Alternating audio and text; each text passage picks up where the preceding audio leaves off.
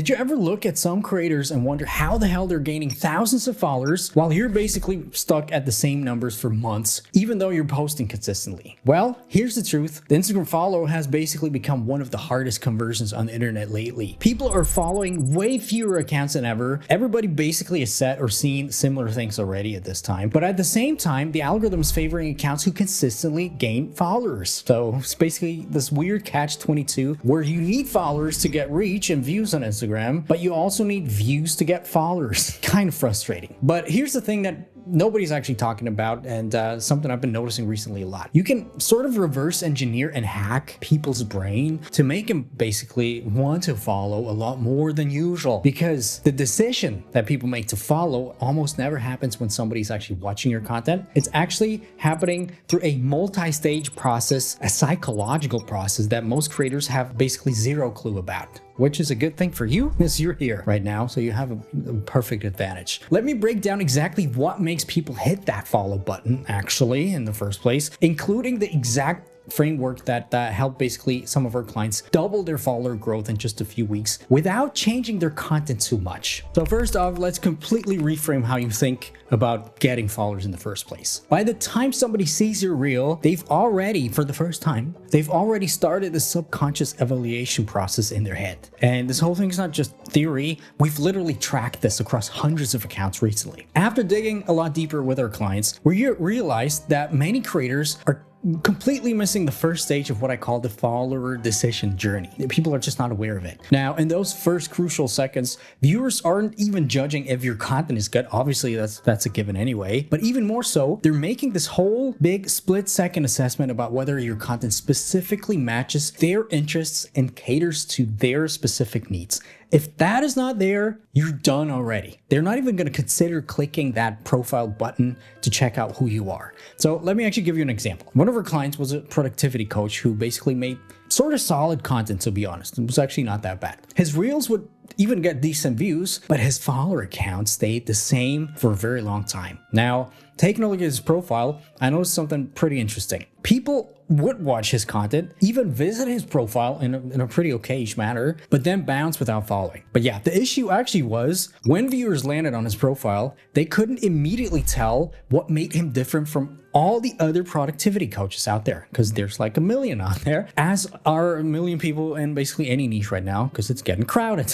So his whole profile basically looked like a generic collection of productivity tips without any real personality, right? Just another one of those million other people. There was no real standout perspective to make people basically latch onto him as a personal brand, if you understand what I mean. So turns out, after digging a little deeper into his ideas and his way of thinking about things, turns out he actually had some personal struggles with ADHD. So for example, I noticed there's quite a messy desk, which by the way I have too. It's just perfectly laid out just for the camera that you don't see it, but this is like horrible. It's a mess over there. But anyway, he also had that. But he also told me about hyper-focus sessions at 3 a.m. that we all basically know about if you have ADHD. I think I have it too. Also, a million browser windows that are open and stuff like this. The funny thing is, he never really talked about these things because he felt like he needed to be the perfect example of what not to do, since he was the expert, the coach. He thought it makes him kind of feel bad, and people wouldn't want to become basically his clients because he's been struggling, or he still is struggling. Obviously, that's exactly the opposite way of what you want to do. So basically, we restructured his whole positioning to showcase his own struggles, his whole ADHD journey, and eventually his system and frameworks that he developed because all the traditional productivity advice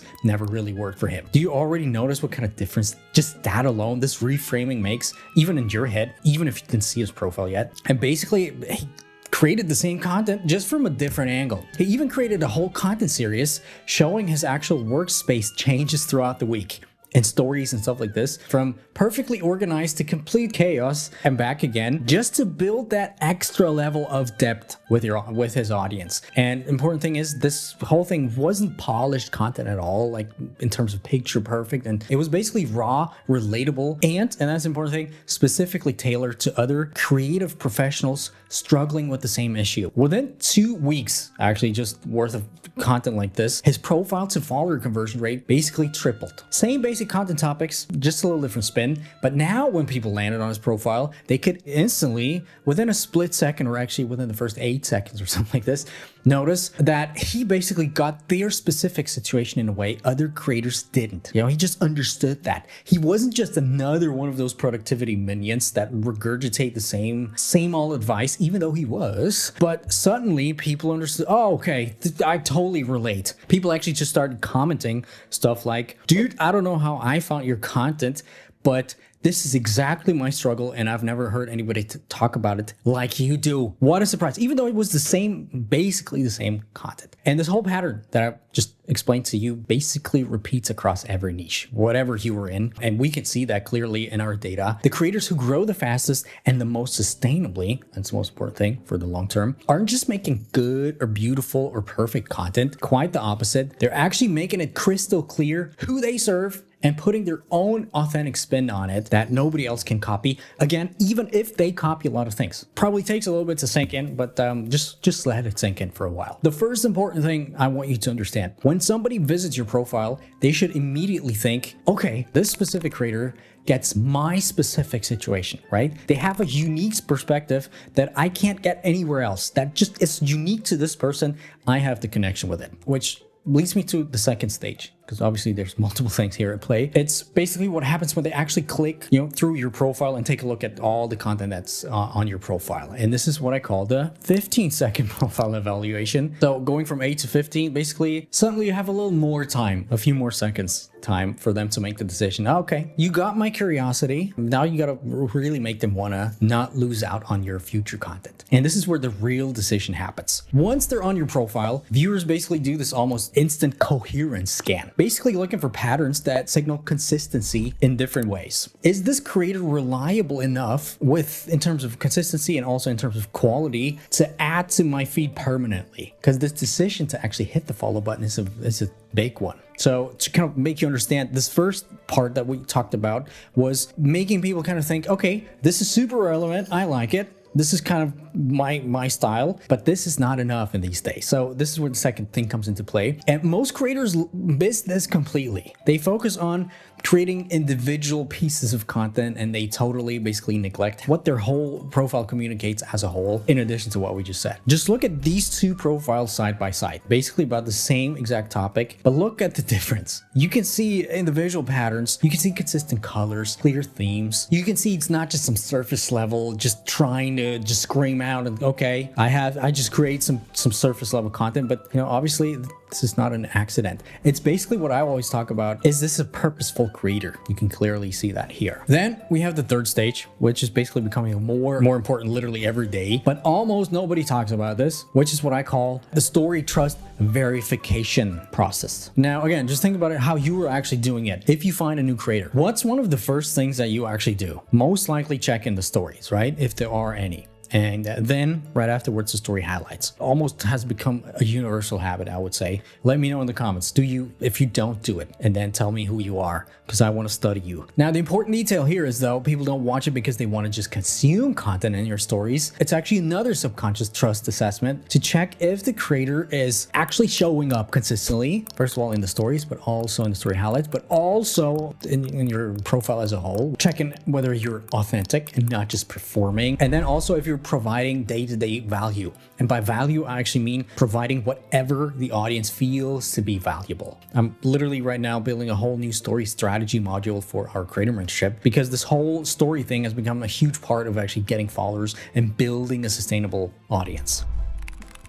All right, so with all of these things out of the way, instead of trying to fix everything at once, which is usually a bad thing, let me give you the 3 things that will get you the fastest results to optimize your profile the right way. This is basically the exact same framework that we use with our clients. The first element is what I call the story consistency system. Stories basically aren't just casual content. They are casual content a lot, but they're literally something much more. Basically, they're a trust building engine of your entire Instagram social media presence. This is why I think Instagram followers are so much stronger and more valuable than TikTok followers, for example. My data actually shows that story consistency actually affects also your feed reach, right? Your Reels reach and stuff like this, because it kind of signals to the algorithm, you're a dedicated creator. There's some return viewers. There's some interaction going on. Both are sort of feeding off of each other. So the first thing that I want you to do actually is to implement what I call the 3-2-1 story strategy. Basically want to have 3 value-focused stories daily, which are quick tips or quick